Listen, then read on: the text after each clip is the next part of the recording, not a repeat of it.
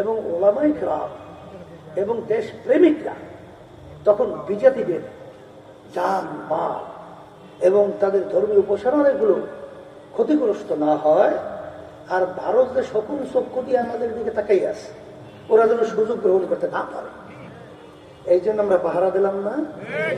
পাহারা দিলাম।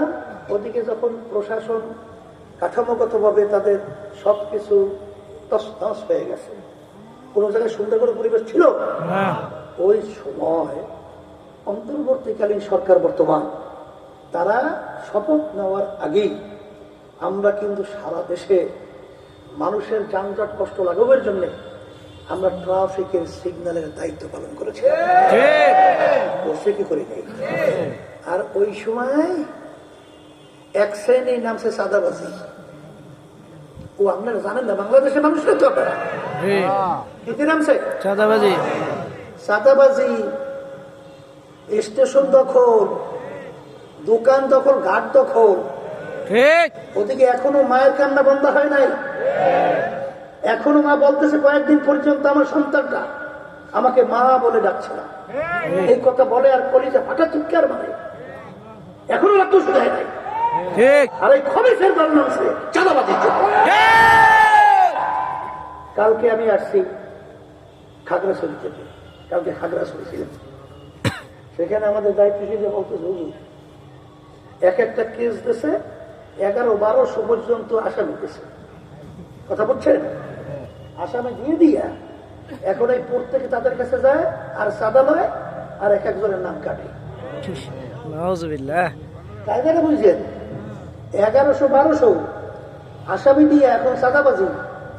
এখন পর্যন্ত বলে 146 জানি কত সংখ্যা বলে আমার মনে নেই, মানে 200 নিচে। এই পর্যন্ত সবার মতো আসা পড়ছে।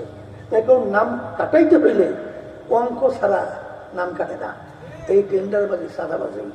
তাই ইসলামের ভিতরে যে শান্তি, কোরআন কারীমের ভিতরে ফলো করলে যে শান্তি, তার বাস্তবতা আপনারা দেখছেন যে তখন মানুষ এখন পর্যন্ত হাহাকার বন্ধ হয় নাই।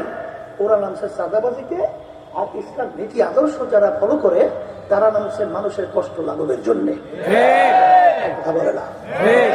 বাস্তব না বাস্তব? বাস্তব না বাস্তব? বাস্তব।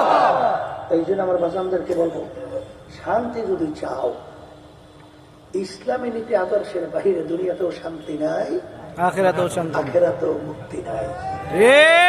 আছে? আছে না? জোরে কর না। আছে? যদি নাই থাকে, সেই ক্ষেত্রে আমার বাজানদেরকে বলবো, কুরআন কারীম এখন আমাদের মাঝে আছে না? আছে। চ্যালেঞ্জের আয়াত আছে, অবশ্যই। ভুল বের করার শক্তি আছে কার? পারে। তা যদি নাই পারে, আমি আমার ভাইদেরকে বলবো, পর্দা আলে মা বোনেরা যারা শুনতেছে, ওই কুরআনুল কারীম থেকে আমি আয়াত শরীফ প্রথম তেলাওয়াত করছি।